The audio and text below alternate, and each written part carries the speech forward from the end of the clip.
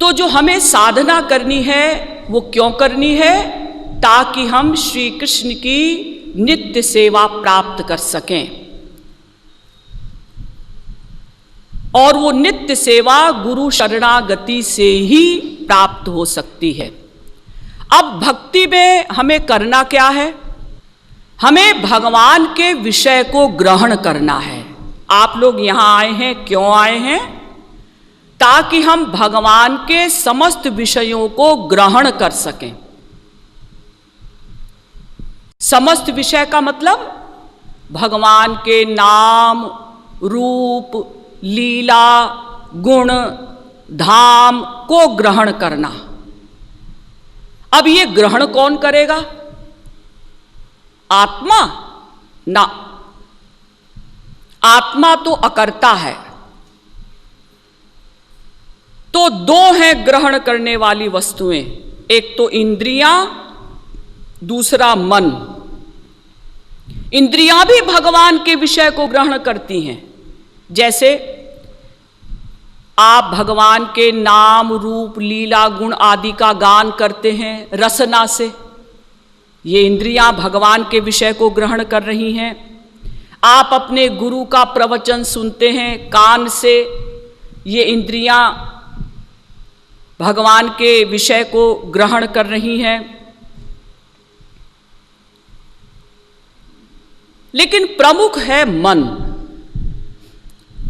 अगर मन ग्रहण नहीं कर रहा है तो केवल इंद्रियों के ग्रहण करने से हमें हमारे लक्ष्य की प्राप्ति नहीं हो सकती।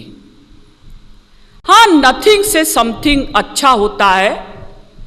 एक व्यक्ति कुछ नहीं कर रहा है, भजन कीर्तन संसार की बातें कर रहा है, दूसरा व्यक्ति हरे राम कर रहा है, तो उससे कुछ ना करने से हरे राम कहने वाला अच्छा है।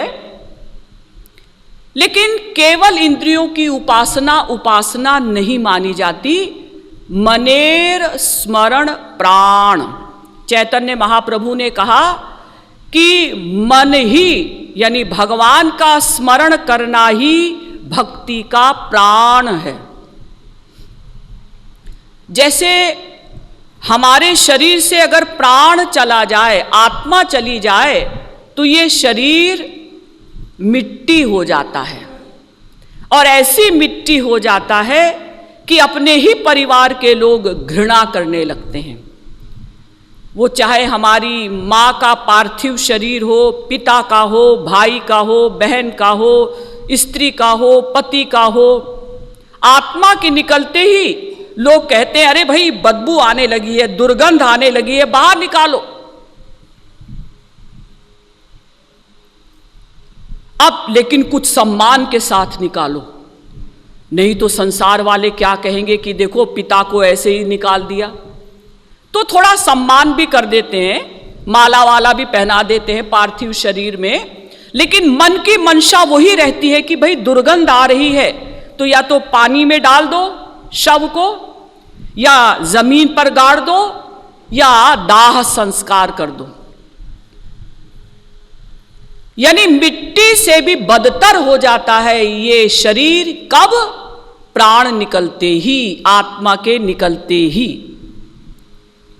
इसीलिए सूरदास जी ने बहुत सुंदर पद लिखा कि जा दिन मन पंछी उड़ी जई हैं, तो ता दिन तेरे तन तरुवर की सबे पात झरी जई हैं। जा दिन मन पंछी उड़ी जई हैं, और घर के कहें बेगी ही काढ़ो, काढ़ो मने निकालो।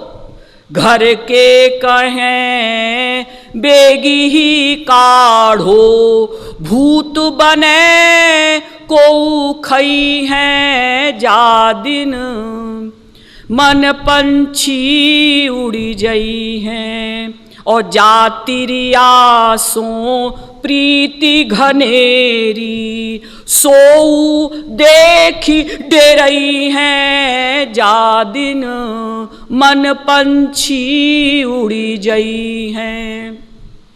आत्मा के निकलते ही घर वाले कहते निकालो, कहीं भूत बनकर किसी को खा ना जाए। और जो स्त्री अपने पति के आलिंगन के लिए तरसती थी, तड़पती थी, वही पति को देखकर डरती है। तो जैसे शरीर से अगर प्राण निकल जाए तो ये शरीर मिट्टी से भी बदतर हो जाता है, इसी प्रकार से भक्ति में अगर स्मरण नहीं हुआ, मन से हमने गुरु का, हरि का स्मरण नहीं किया, तो वो भक्ति निष्प्राण है।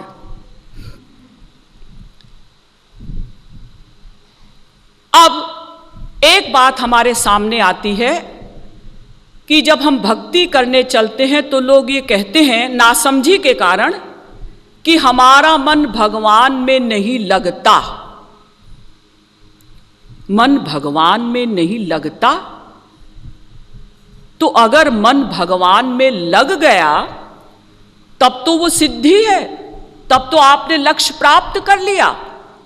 मन लगाना साधना है, मन लगना ये तो सिद्धि है।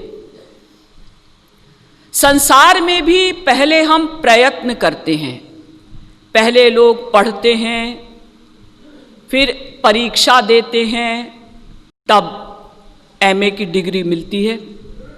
पहले लोग विवाह करते हैं, तब बच्चा पैदा होता है।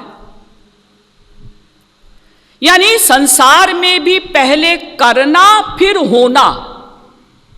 इसी प्रकार से ईश्वरीय क्षेत्र में भी पहले हमें मन को भगवान में लगाने का अभ्यास करना होगा, मन को बार बार लगाना होगा। अभ्यासेन तु कौन्तेय वैराग्येण च गृह्यते। गीता 6वें अध्याय का 35वां श्लोक। जब अर्जुन ने भगवान श्री कृष्ण से कहा कि चंचलम ही मनः कृष्ण प्रमाथि बलवद दृढ़म तस्याहम निग्रहम मन्ये वायोरिव सुदुष्करम। गीता के 6वें अध्याय का 34वां श्लोक।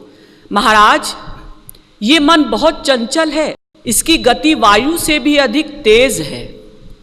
भगवान ने एडमिट किया, असंशयम महाबाहो मनो दुर्निग्रहम चलम। तो बिल्कुल ठीक कहता है, ये मन वास्तव में बहुत चंचल है, लेकिन अभ्यासेन तो कौन्तेय वैराग्येण च गृह्यते। अभ्यास और वैराग्य के द्वारा मन को नियंत्रित करना है। लेकिन कुछ लोगों का मन तो तुरंत भगवान में लग जाता है और कुछ का नहीं लगता। ये अंतर क्यों?